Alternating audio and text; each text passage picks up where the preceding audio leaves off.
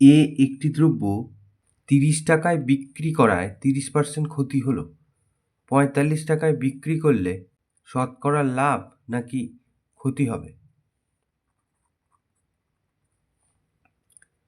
তাহলে 30% যদি ক্ষতি হয়, 30% ক্ষতি হলে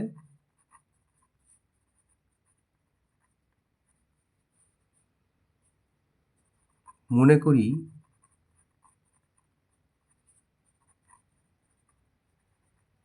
ক্রয় মূল্য, কেনা দাম হচ্ছে 100 টাকা।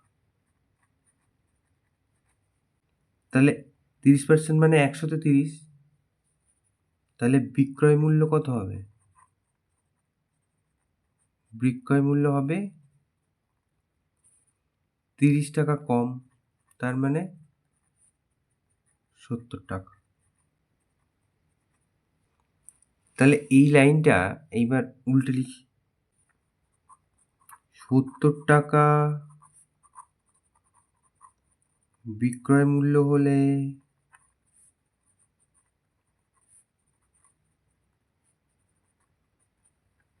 ক্রয় মূল্য হয় 100 টাকা,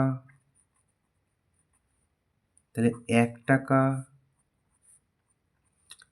বিক্রয় মূল্য হলে ক্রয় মূল্য হয় 100/70 টাকা।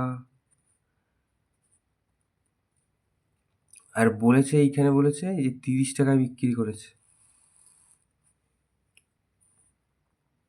তাহলে 30 টাকা বিক্রয় মূল্য হলে ক্রয় মূল্য হয়, তাহলে 100/70 গুণ 30, এটা কেটে দিই, তার মানে 300/7 টাকা। তাহলে এটা মানে কত? এটা মানে হচ্ছে 7 দিয়ে 4 7 28, 7 দুগুণে 14, এই এত টাকা। এবার বলেছে 45 টাকায় বিক্রি করলে সেটা, এই যে বলেছে 45 টাকায় বিক্রি করলে লাভ হবে না ক্ষতি হবে? তো এইটা হচ্ছে কেনা দাম, 45 টাকায় বিক্রি করলে লাভ হবে। এবার কতটা লাভ হবে দেখি।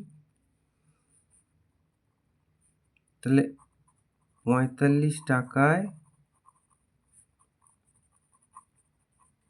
বিক্রি করলে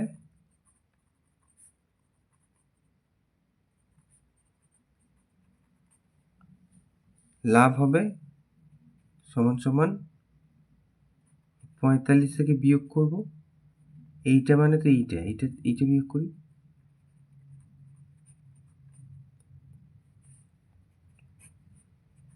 তাহলে 5 টাকা 35 হাতে 3, 4 7 28, 29 31, তাহলে 300, তার মানে 15/7 এত টাকা। তাহলে অতএব লাভ হবে, শতকরা লাভ হবে আর কি। সেটা কত? এই যে 15/7 টাকা লাভ হয়েছে, কত টাকায়? না ওই যে 300/7 এত টাকায়। তো 100 দিয়ে গুণ করি, শতকরা পাবো। 15/7 লিখি, 7-এর 300 উল্টে দিই, আর 100 তো ছিল, 100 আর এখানে 3, 3 5 15, 7 আর 7 কেটে গেল, তাহলে উত্তর হলো 5%। তাহলে 45 টাকা বিক্রি করলে লাভ হবে 5%। অতএব 45 টাকায় বিক্রি করলে 5% লাভ হবে। এটা তার উত্তর।